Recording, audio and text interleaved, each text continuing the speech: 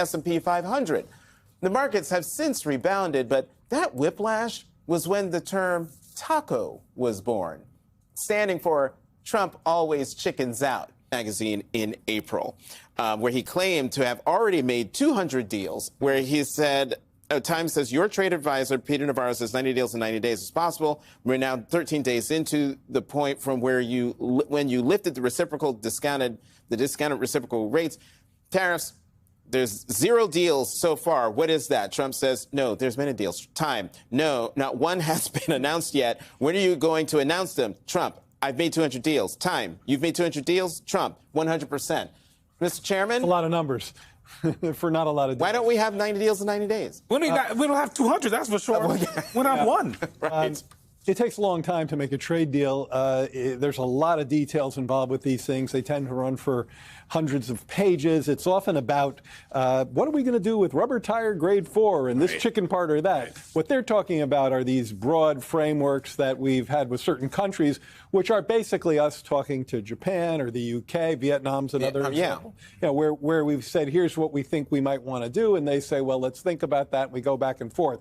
The bottom line to all of this, which is most important from the perspective of American consumers and the American working class, is all of this is going to make their life more expensive.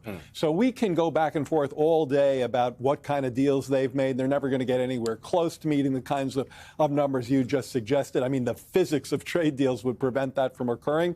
But prices are going up because of these tariffs. We've seen really tens of billions of dollars that U.S. companies are paying in this import tax. It takes a while for it to pass through the chain all the way back down to consumers. But myself and pretty much every economist who's looked at it expect that to be the case. You know, Congressman, one of the things that I can't stop thinking about is how you have these members of Congress, the Republicans, who have for a very long time cared about the budget, cared and said they care about the economy and how high prices are getting. They're getting higher. These tariffs are making it worse. And you actually have Jerome Powell, the chair of the Fed, saying something on Tuesday that I want people to hear. Take a listen. In effect, we went on hold when we saw the size of the tariffs and essentially all inflation forecasts for the United States went up materially as a consequence of the tariffs. So we didn't overreact. In fact, we didn't react at all. We're simply taking some time. As long as the U.S. economy is in solid shape, we think the prudent thing to do is to wait and learn more and see what those effects might be. And again, they haven't really shown up. And, you know, so for now, we're waiting. Now, that was economist speak for if we would cut interest rates by now if it weren't for the tariffs, right? He also said that the tariffs may make the economy worse. And so when you're talking to your Republican colleagues, do you get any sense that they're talking to the White House, talking to President Trump to tell him to cool his jets on some of these tariffs? Because there is no indication by any economist of any repute that says that this is going to be good for the country. Well, look, the fact of the matter is this is part of the pattern of chaos and confusion that we've seen from this administration in every regard. And moreover, they promised to address costs. They promised that they would be focused on the things that the American people care about. But we've seen quite the opposite over and over again. And so my Republican colleagues that I speak with, they are also perplexed by the actions of the administration. But the challenge is they're not doing anything about it. They're not exercising their influence to say to the White House, look, this is hurting in my part of the country.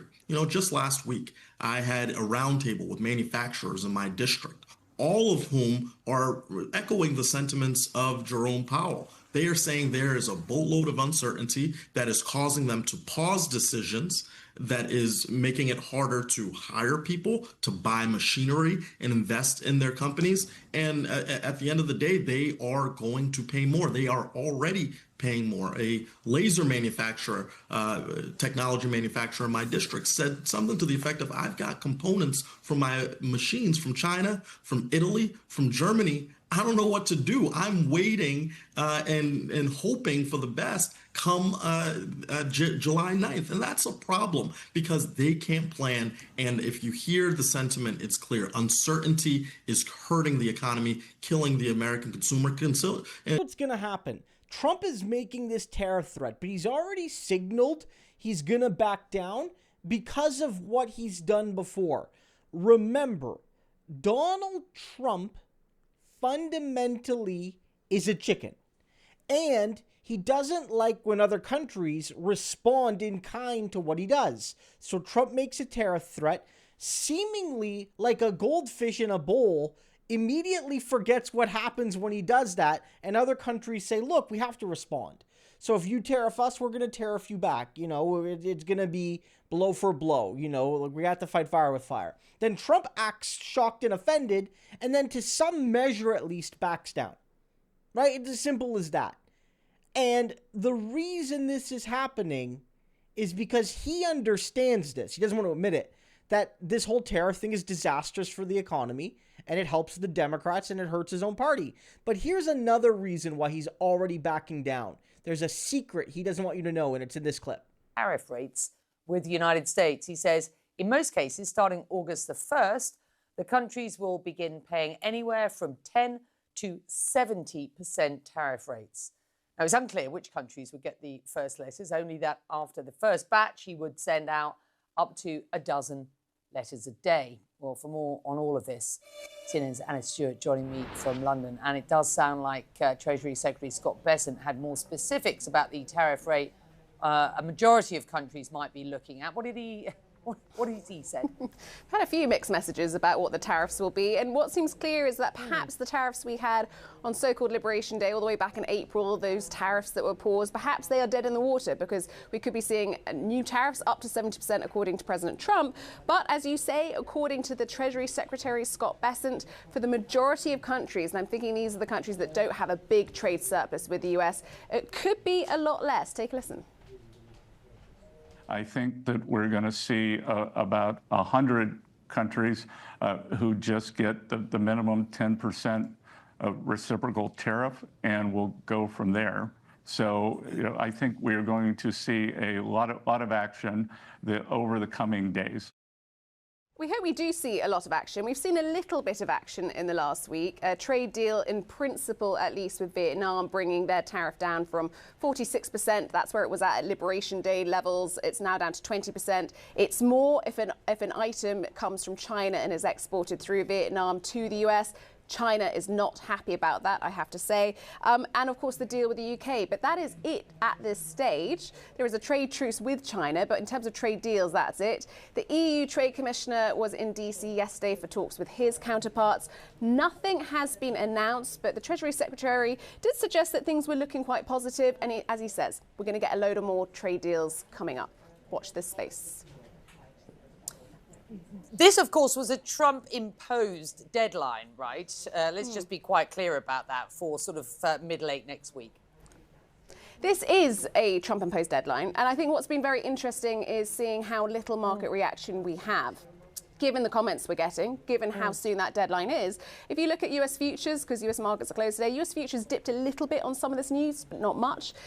European equities are in the red, but really not significantly at all. So the big question is, are investors saying this is just the art of the deal? Is this threat real? Are deadlines really deadlines? They've always been quite fluid. Is this another taco trade? Trump always chickens out.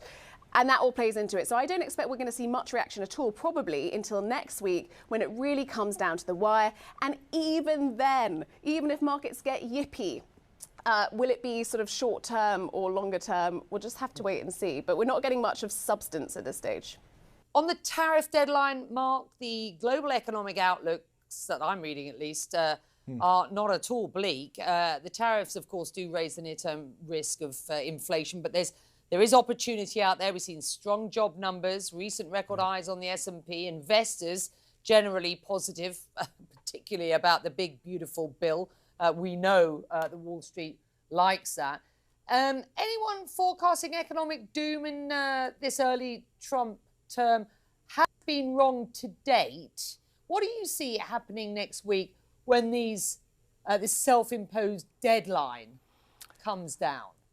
Well, I think that you have to understand that deadline can be moved again and again and again. We saw it with the sale of TikTok. He put a deadline on that, and he continues to punt the ball down as he tries to find a buyer. or a United States buyer, a domestic buyer here for TikTok. Look at, he has announced that Vietnam, he has a trade deal with Vietnam. Now, of course, that is not a gigantic nation, but still it shows some progress. And I do think what's interesting about the tariffs, and initially there was all doom and gloom because we thought that investors would run away, would be scared.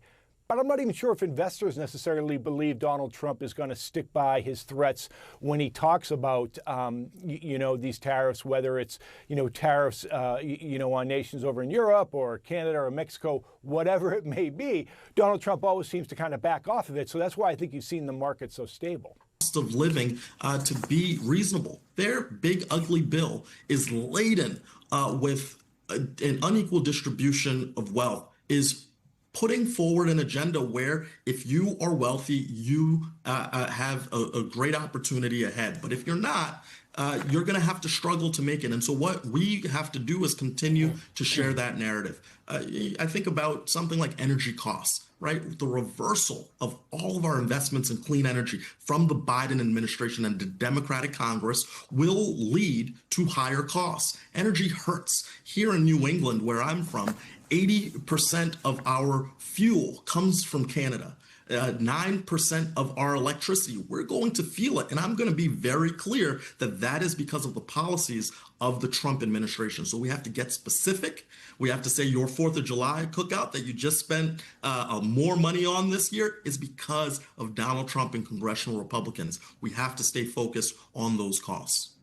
Jared, really quickly in the little bit of time that we have left, is there any world in which the tariffs do not raise costs for normal Americans and the things they buy here? Yes, in the sense that if the companies themselves, quote, ate the tariffs, if the exporters ate the tariffs, meaning that they paid the price and didn't pass it forward to consumers, it's a possibility. The thing is that we've never seen that. I was going to say, I'm not banking on corporations getting real nice to the American people. It is unquestionable in my mind, based on empirical evidence, that the end of the line is the consumer. We haven't seen much of it yet. We've seen some of it. I think we're going to see more. What the reporter said at the end there, very insightful, what she said. And you've probably noticed this too. Trump has been making tariff threats the last few months. He was making, it was actually one of the things he did say he was going to do. Trump's campaign was full of lies, right? He said he was going to not attack social programs. He attacked social programs. So he was going to get Russia done on day one. Conflict is just as intense as it's ever been. But one of the things he did say is, I'm going to do tariffs. He did say that. And people knew the tariffs were going to be bad for the economy. And yet, the markets never collapsed at the beginning. There's only been one period where the markets did dive over Trump tariffs. You remember that. And a couple days later, they rebounded when he chickened out again. But every other time Trump's made the tariff threats, the markets have stayed stable. And you know what that tells us, right? That the people who deal with high-level finance, international trade, all of that, they don't buy it. The other countries' markets don't buy it, and the American markets don't buy it. Because they know when other countries fight back, he backs down.